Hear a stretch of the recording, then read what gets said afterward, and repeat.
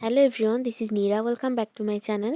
আজকে আমি আপনাদের সাথে শিমের খুব ইউনিক একটি রেসিপি শেয়ার করতে যাচ্ছি, যেটি এর আগে নিজেও আমি কখনো ট্রাই করিনি। যেহেতু ফার্স্ট টাইম, তাই আপনাদের সাথেও শেয়ার করতে যাচ্ছি। তার জন্য আমি এখানে কিছু শিম নিয়ে নিয়েছি এবং শিমগুলোর সামনে এবং পিছনের অংশগুলো কেটে নিচ্ছি। আপনারা একটু খেয়াল করলে দেখতে পারবেন আমি কিন্তু শিমের মাঝখানের শিরটা কেটে ফেলে দিইনি। আপনারাও এটা করার সময় অবশ্যই এটা মাথায় রাখবেন। সেভাবে সব শিমগুলো কেটে নিচ্ছি। শিমগুলো কেটে নেওয়ার পর এখানে আমি শিমগুলো খুব ভালোভাবে ধুয়ে নিচ্ছি। ধুয়ে নেওয়ার পরে শিমগুলো সিদ্ধ হওয়ার জন্য আমি এখানে পানির মধ্যে দিয়ে দিচ্ছি। সবগুলো শিম দিয়ে দেওয়ার পর আমি এখানে সামান্য একটু লবণ দিয়ে দিচ্ছি, যাতে করে শিমের মধ্যে খুব ভালোভাবে লবণটা মিশে যায়। এভাবে 3 থেকে 4 মিনিট সিদ্ধ করে নেওয়ার পর শিমগুলো আমি নামিয়ে নেব। শিমগুলো নামিয়ে নেওয়ার পর ভালোভাবে পানি ঝরিয়ে নেব। শিমগুলো এমনভাবে সিদ্ধ করে নিতে হবে যেন শিমগুলো একটু গোটা গোটা থাকে, গলে না যায়। পানি ঝরিয়ে নেওয়ার পর এখানে একটি পাত্রে আমি শিমগুলো ঢেলে নিয়েছি। তারপর এখানে অ্যাড করে দিচ্ছি স্বাদ মতো লবণ।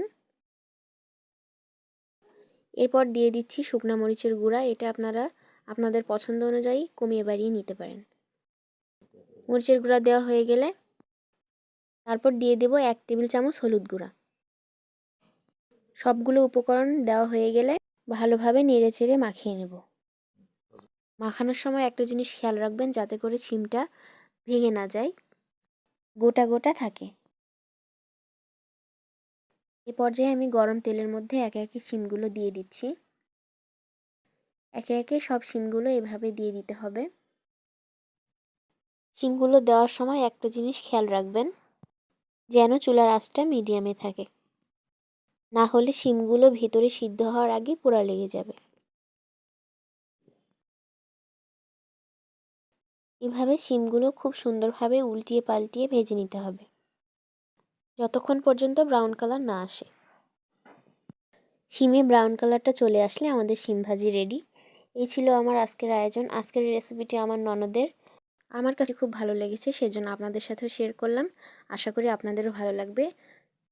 আজ এ পর্যন্তই। সকলে সুস্থ থাকবেন, ভালো থাকবেন, আমার জন্য দোয়া করবেন এবং আমার পরিবারের জন্য দোয়া করবেন। আল্লাহ হাফেজ।